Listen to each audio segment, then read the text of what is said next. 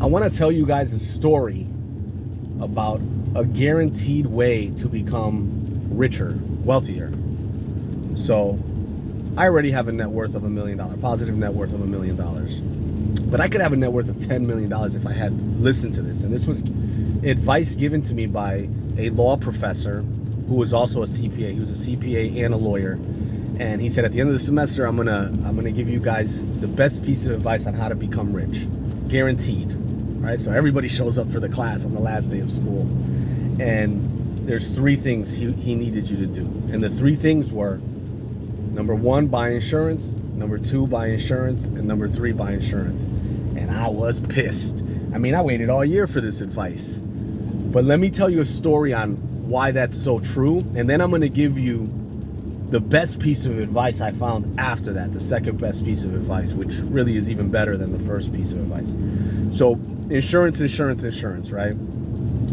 I was 19 and, uninsured, dislocated my arm, $15,000 bill. As a 19-year-old, it was huge. It set me back like a year.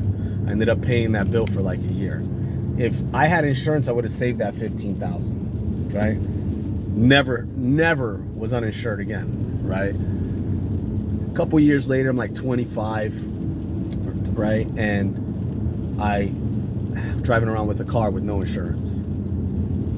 Crashed my car. Now I'm out of car, and I gotta buy a new car. So not only did I lose the value I had in the car before, but I had to come up with the money for a new car. Set me back another year. Now I'm behind 2 years between these two insurances. Fast forward. You would think I learned my lesson, right? Never ever had a car without insurance again, right? Fast forward, I'm investing in real estate, buying a bunch of land in the middle of nowhere, and then bought some buildings all over the place. And a couple of them were uninsured. Well, guess where the fire was? You guessed it, in front of the uninsured property. $500,000 I paid out of pocket. $500,000 out of pocket. Now don't cry for me. I mean, I paid it, right? I had $500,000. It's crazy, right? I managed to make that, which was a whole nother conversation, right? Count your blessings, count all the things that are going right. Don't just focus on the things that are going wrong. But that was a major hit. A major hit. I mean, I could have been so far ahead. Not only would I have still had the $500,000, but I would have had the replacement cost. I would have still had the building. So not only did I lose the building, but I lost $500 on top of the building. 3 examples, right? And it's funny because my professor, and I'll get to the bigger lesson, the big, the big aha moment. My professor said, buy insurance. And I couldn't believe this guy, but it took me 3 times, right, to finally understand, man, this guy was right. For the odd probability that it might happen, right? If you have it, 1 in 10 times it might happen. 1 in 100 times it might happen. But that one time will set you back 2, 3, 4 times, and it compounds. So the more time it happens, or the more times you don't have insurance, right? It compounds. So that was a great piece of advice. But this is what I learned 10 years later, after getting stubbed in the toe, so to speak, 3 times by this buy insurance, have insurance, right? What I realized was that really smart people learn from their mistakes, which technically I did, right? Every time something happens, I didn't let that exact example happen again. But geniuses learn from other people's mistakes. I'll repeat that.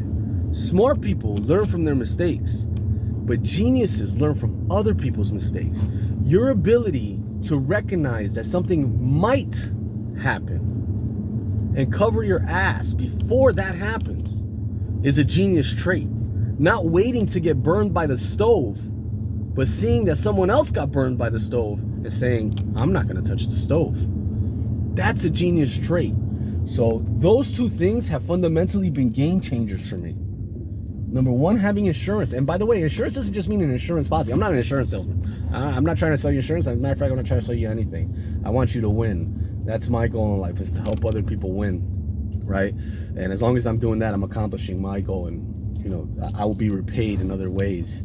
But insurance could be, having enough money in the bank account to cover if something goes bad. That could be insurance, right? So it doesn't always have to be an insurance policy, but between always having insurance, always covering your bets. In the casino, if you put down a $100 bet, they let you buy insurance. They let you say, okay, you put down another, you put down a $100 bet, they'll let you buy insurance for $10, and if you lose, you get $50 back. So you're never out of the game. You always have something to stay in the game. So always have insurance, number one, and don't wait to learn the lesson.